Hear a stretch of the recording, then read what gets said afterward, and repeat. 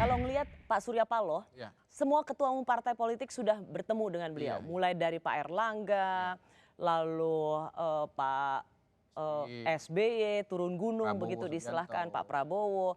Hanya belum Bu Mega Iya, yang iya. bertemu. Ya, ya. Menurut Anda tandanya apa tuh? Itu bagaimana narasinya? Tandanya memang hubungan sedang tidak baik, sedang demam ini. Gitu ya. Karena memang kan saya pernah mengatakan bahwa koalisi di Indonesia itu jangan lihat titik temu, tapi lihat titik pecah gitu.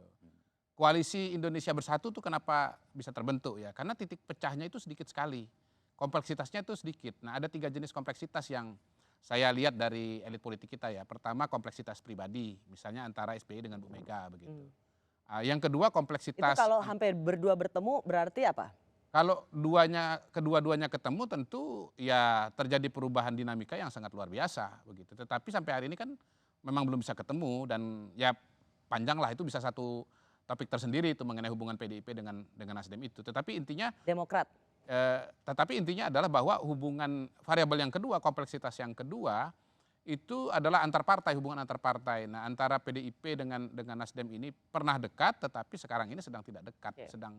sedang tidak baik-baik saja lah kira-kira begitu. Kalau begitu saya mau ke Bung Willy. Apakah gesitnya Pak SP bertemu dengan ketum-ketum parpol ingin menggantikan pesona Bu Mega sebagai ketum partai politik, pemenang pemilu untuk menjadi katalisator, mobilisator dalam mengerahkan kekuatan memberikan tiket pada capres. Ingin menggantikan Bu Mega? Itu bukan hanya praduga ya, tapi itu lebih kepada apa ya, suatu hal yang sama sekali tidak memiliki basis objektif, Ros. Surya Paloh dan Megawati itu sahabat ya. Saya jadi saksi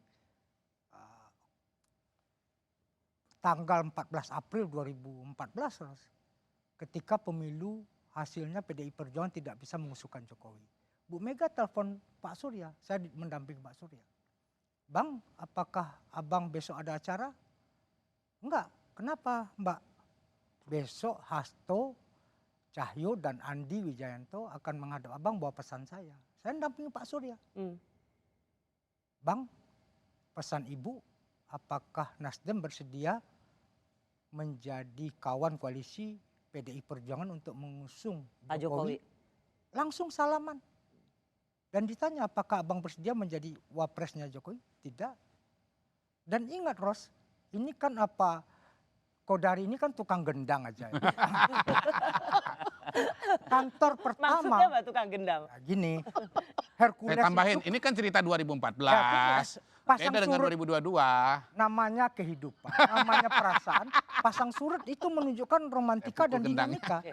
Saya ingin lanjutkan begini, Ros. Artinya begini, sorry Bung Willy. Sebenarnya ada persahabatan dan 2014 sudah punya rekam jejak perkawanan itu yang sebenarnya nggak bisa dihilangkan begitu saja. Pertanyaannya kenapa sekarang susah sekali ketemu? Apakah karena ada sinyal Pak Surya Paloh ingin mengusung Pak Ganjar sehingga itu tidak membuat nyaman PDIP dan ini dianggap Pak Surya Paloh terlalu cepat bermanuver?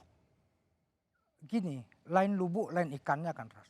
Kondisi yang tadi dibilang oleh Mas Arya adalah kondisi subjektifnya berbeda. PDI adalah partai yang bisa mengusung kandidat sendiri. Nasdem itu kalau sama Golkar cukup, sama Gerindra cukup, sama PKB cukup. Tidak bisa sendiri.